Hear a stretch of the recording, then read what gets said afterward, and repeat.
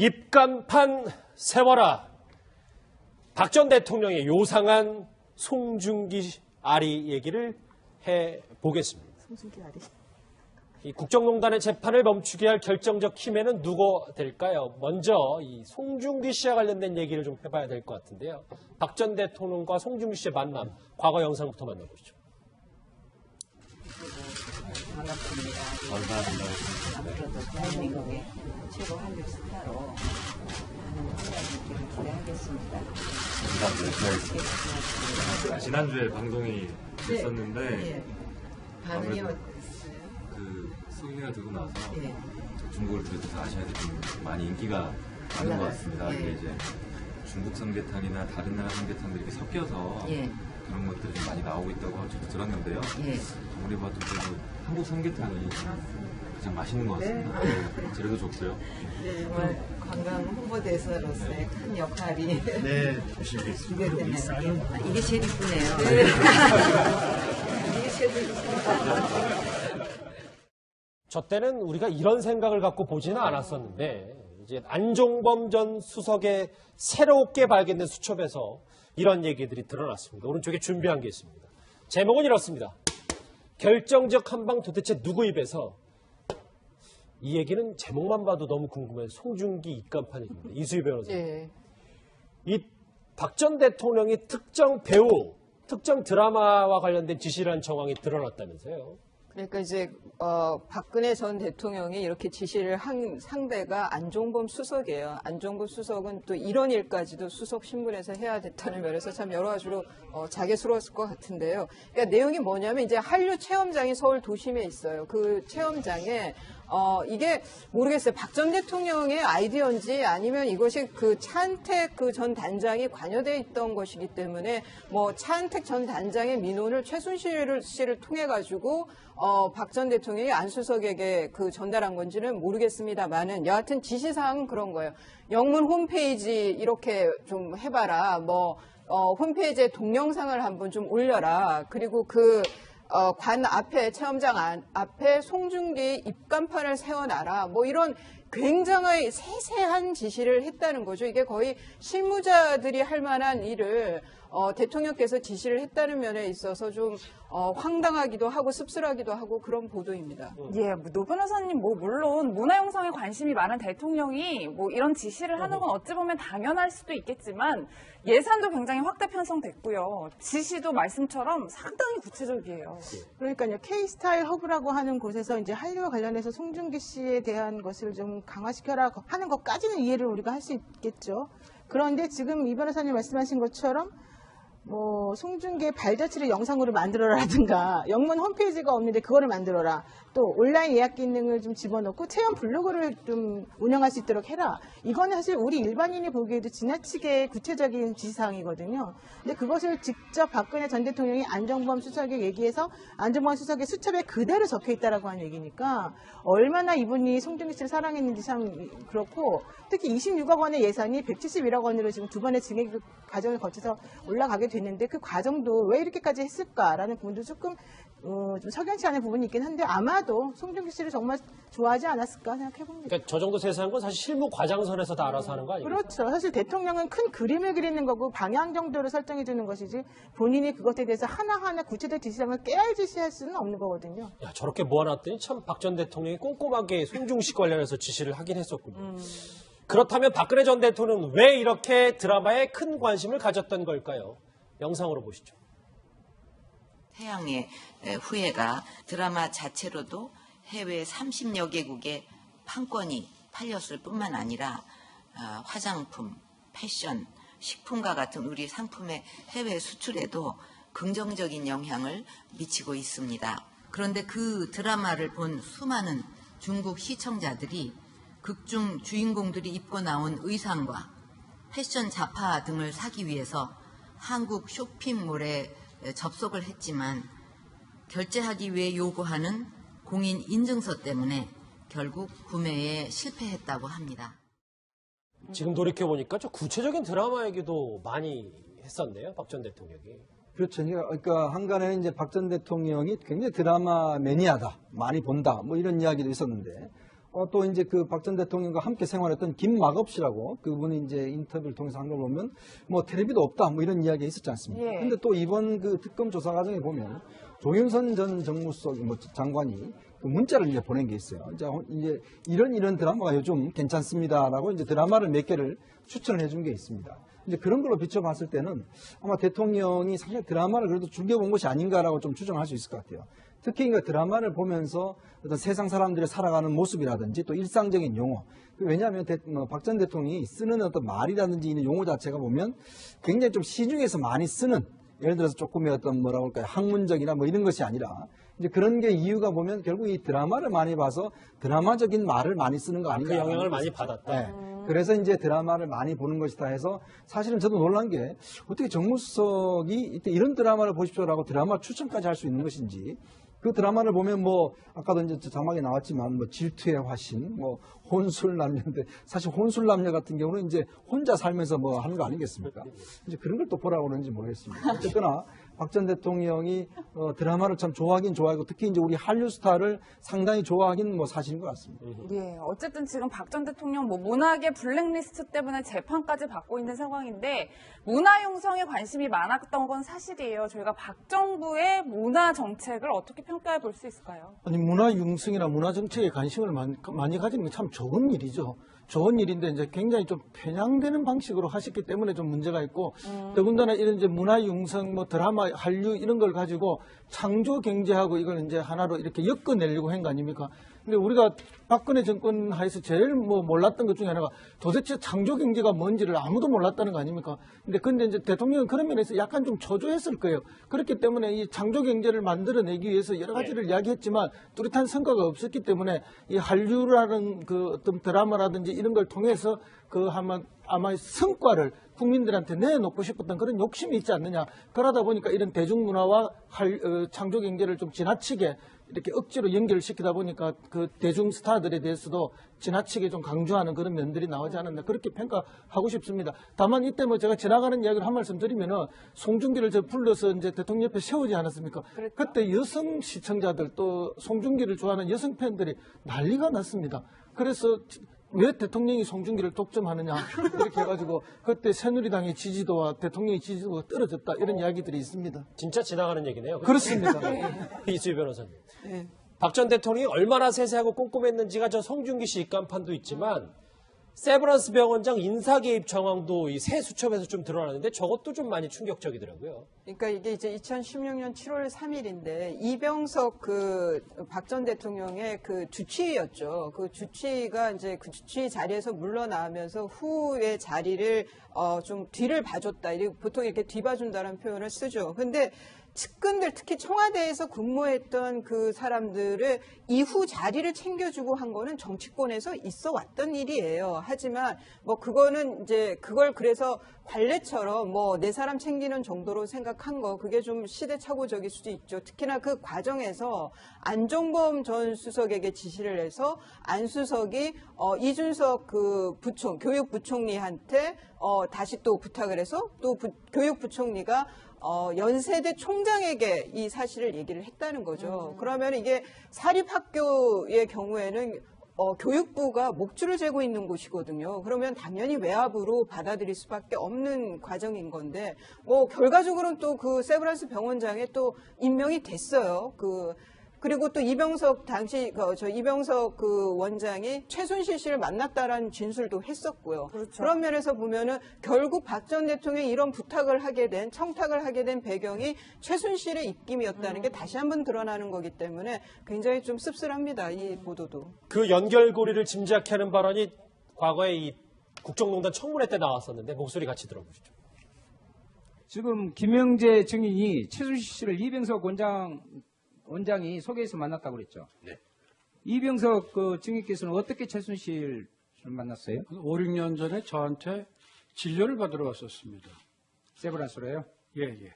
그래가지고 알게 되셔가지고 환자로 왔었잖아요. 그렇죠. 그런데 어떻게 해서 이런 관계가 형성이 될 수 있어요? 김영재를 소개시켜 줄 수 있고? 제가 주치의가 되고 나서 어떻게든 저한테 전화가 왔었습니다. 네, 그렇다면 결국 이번에 박 전 대통령이 최순실 씨의 해결사 역할을 자처했다. 이렇게 볼 수 있을까요?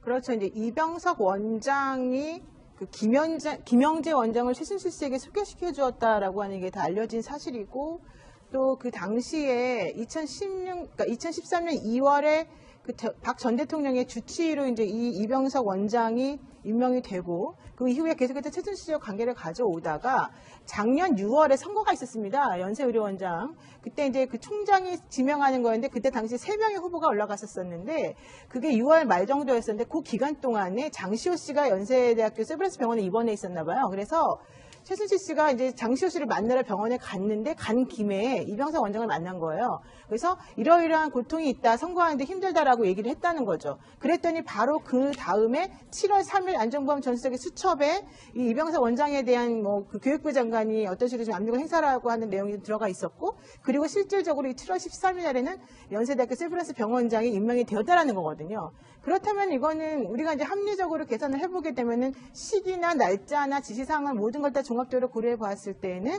당연히 최순실 씨가 박근혜 전 대통령에게 이 이병석 원장의 거취에 대해서 얘기를 해주었고, 이 이병석 원장의 거취에 대한 얘기를 들은 박 전 대통령이 안정범 수석에게 지시를 했고, 안정범 수석이 정말로 그 당시에 그 이진식 그 교육부 장관에게 전화를 해서 당시에 그 연세대학교 총장이었던 김용학 총장에게 연락을 해서 이 연세대학교 세브란스 병원장까지 연결이 됐다는 거거든요. 정말로 치밀하고 열심히 일관적으로 이렇게 지원을 해준 게 아닌가라고 생각이 좀 듭니다. 예. 정리 좀 해볼게요. 오른쪽에 준비한 거 한번 같이 보십시오. 이 보면 어찌됐건 꼼꼼하고 치밀했던 박 전 대통령이 안종범 전 수석의 세수첩에서 드러났는데, 결정적 한방 누구 입에서 이 사람 얘기를 좀 해봐야 될 것 같습니다. 왜냐하면 1시간 전쯤에 우병우 전 수석이 언론에 한 2달 만에 모습을 드러냈습니다. 방금 전 모습 화면으로 만나보시죠. 국정농단 모른다는 입장 아직 유효하십니까? 법정에서 충분히 제 입장을 밝히겠습니다. 박근혜 전 대통령 재판 보면서 좀 어떻게 충격 느끼시는지. 안타깝죠. 현 정부 검찰인사에 대해 어떻게 생각하십니까? 오늘 제가 재판받으러 왔기 때문에 그런 말씀을 드릴 자리는 아닌 것 같습니다. 국민들께 한 말씀 해주시죠. 오늘 재판받으러 왔기 때문에 성실히 재판받겠다, 그런 말씀을 드리겠습니다. 예, 이수희 변호사님, 국민들에게 한마디 해달라고 하니까 성실히 재판받겠다.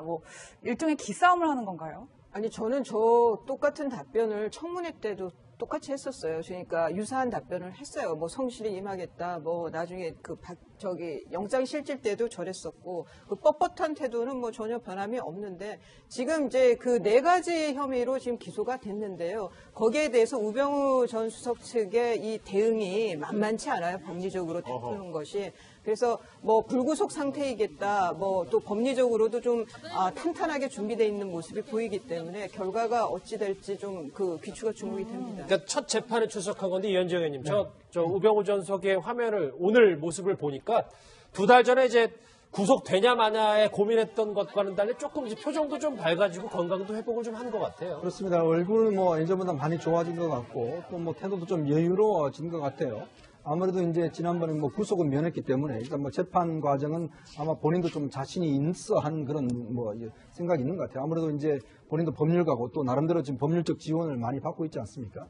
그렇기 때문에 일단 지금 앞으로 지루한 재판이 진행되긴 하겠지만, 일단 우병우 수석 입장에서 본다라면 예전보다는 상황이 훨씬 좋아졌다, 이렇게 평가할 수 있겠죠. 알겠습니다.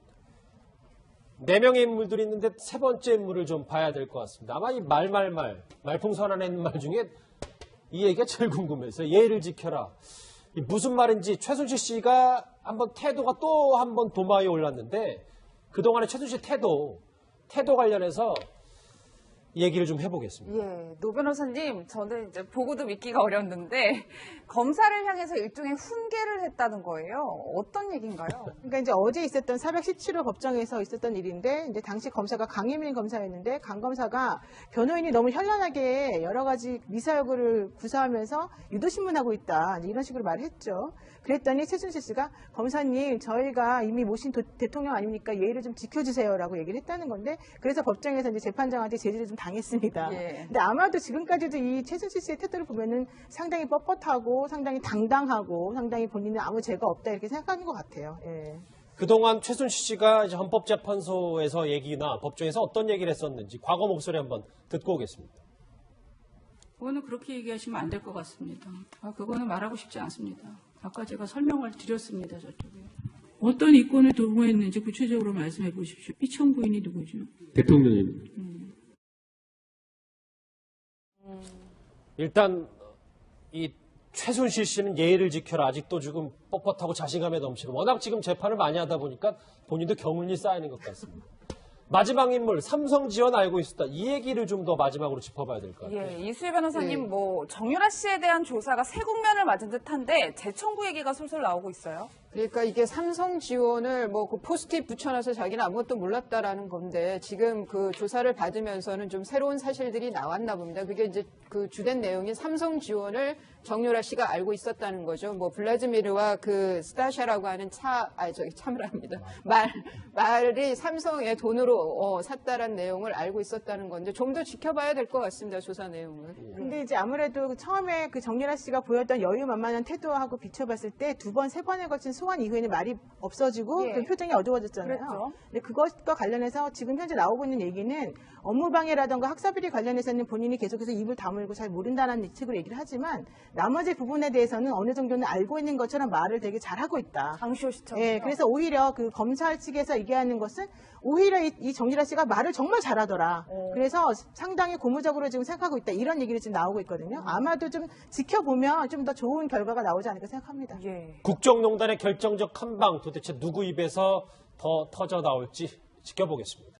특히 26억 원의 예산이 171억 원으로 지금 두 번의 증액 과정을 거쳐서 올라가게 됐는데 그 과정도 왜 이렇게까지 했을까라는 부분도 조금 좀 석연치 않은 부분이 있긴 한데 아마도 송중기 씨를 정말 좋아하지 않았을까 생각해봅니다. 그러니까 저 정도 세세한 건 사실 실무 과장선에서 다 알아서 하는 거 아니에요? 그렇죠. 사실 대통령은 큰 그림을 그리는 거고 방향 정도를 설정해 주는 것이지 본인이 그것에 대해서 하나하나 구체적 지시장을 깨알지시할 수는 없는 거거든요. 야, 저렇게 모아놨더니 참 박 전 대통령이 꼼꼼하게 송중기 씨 관련해서 지시를 하긴 했었군요. 그렇다면 박근혜 전 대통령은 왜 이렇게 드라마에 큰 관심을 가졌던 걸까요? 영상으로 보시죠. 태양의 후예가 드라마 자체로도 해외 30여 개국에 판권이 팔렸을 뿐만 아니라 화장품, 패션, 식품과 같은 우리 상품의 해외 수출에도 긍정적인 영향을 미치고 있습니다. 그런데 그 드라마를 본 수많은 중국 시청자들이 극중 주인공들이 입고 나온 의상과 패션 잡화 등을 사기 위해서 한국 쇼핑몰에 접속을 했지만 결제하기 위해 요구하는 입간판 세워라. 박 전 대통령의 요상한 송중기 아리 얘기를 해보겠습니다. 송중기 아리. 이 국정농단의 재판을 멈추게 할 결정적 힘에는 누가 될까요? 먼저 이 송중기 씨와 관련된 얘기를 좀 해봐야 될 것 같은데요. 박 전 대통령과 송중기 씨의 만남, 과거 영상부터 만나보시죠. 반갑습니다. 앞으로도 대한민국의 최고 한국 스타로 많은 활약을 기대하겠습니다. 감사합니다. 지난주에 방송이 됐었는데 반응이 그 소개가 되고 나서 중국을 비롯해서 아시아에서 좀 많이 인기가 많은 것 같습니다. 근데 이제 중국 삼계탕이나 다른 나라 삼계탕들이 이렇게 섞여서 그런 것들이 좀 많이 나오고 있다고 저도 들었는데요. 아무리 봐도 한국 삼계탕이 가장 맛있는 것 같습니다.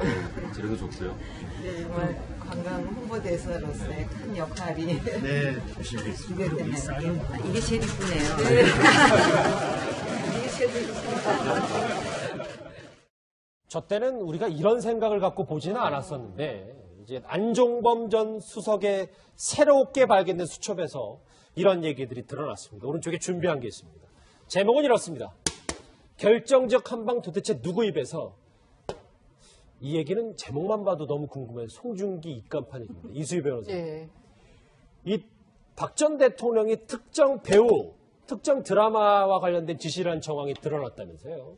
그러니까 이제 박근혜 전 대통령이 이렇게 지시를 한 상대가 안종범 수석이에요. 안종범 수석은 또 이런 일까지도 수석 신분에서 해야 됐다는 면에서 참 여러 가지로 자괴스러웠을 것 같은데요. 그러니까 내용이 뭐냐면 이제 한류 체험장이 서울 도심에 있어요. 그 체험장에 이게 모르겠어요. 박 전 대통령의 아이디어인지 아니면 이것이 그 차은택 그 전 단장이 관여돼 있던 것이기 때문에 뭐 차은택 전 단장의 민원을 최순실 씨를 통해 가지고 박 전 대통령이 안수석에게 그 전달한 건지는 모르겠습니다만은 여하튼 지시사항은 그런 거예요. 영문 홈페이지 이렇게 좀 해봐라. 공인 인증서 때문에 결국 구매에 실패했다고 합니다. 지금 돌이켜보니까 좀 구체적인 드라마 얘기도 많이 했었네요. 박 전 대통령이.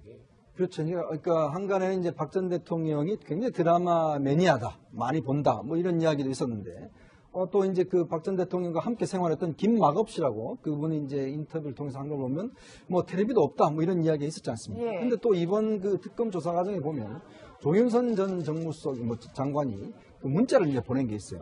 이제 이런 드라마가 요즘 괜찮습니다라고 이제 드라마를 몇 개를 추천을 해준 게 있습니다. 이제 그런 걸로 비춰봤을 때는 아마 대통령이 사실 드라마를 그래도 즐겨본 것이 아닌가라고 좀 추정할 수 있을 것 같아요. 특히 그러니까 드라마를 보면서 어떤 세상 사람들이 살아가는 모습이라든지 또 일상적인 용어. 왜냐하면 박 전 대통령이 쓰는 어떤 말이라든지 이런 용어 자체가 보면 굉장히 좀 시중에서 많이 쓰는, 예를 들어서 조금의 어떤 뭐라고 할까요, 학문적이나 뭐 이런 것이 아니라 이제 그런 게 이유가 보면 결국 이 드라마를 많이 봐서 드라마적인 말을 많이 쓰는 거 아닌가. 그 영향을 많이 받았다. 네.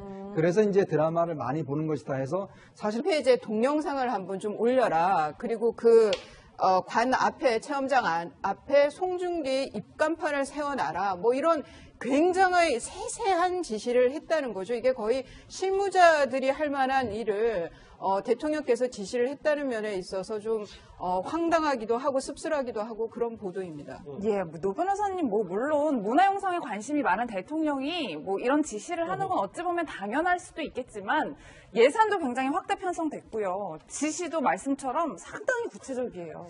그러니까요. K-스타일 허브라고 하는 곳에서 이제 한류와 관련해서 송중기 씨에 대한 것을 좀 강화시켜라 하는 것까지는 이해를 우리가 할 수 있겠죠. 그런데 지금 이 변호사님 말씀하신 것처럼 송중기의 발자취를 영상으로 만들어라든가 영문 홈페이지가 없는데 그거를 만들어라. 또 온라인 예약 기능을 좀 집어넣고 체험 블로그를 좀 운영할 수 있도록 해라. 이거는 사실 우리 일반인이 보기에도 지나치게 구체적인 지시사항이거든요. 근데 그것을 직접 박근혜 전 대통령이 안종범 수석에 얘기해서 안종범 수석의 수첩에 그대로 적혀 있다라고 하는 얘기니까 얼마나 이분이 송중기 씨를 사랑했는지 참 그렇고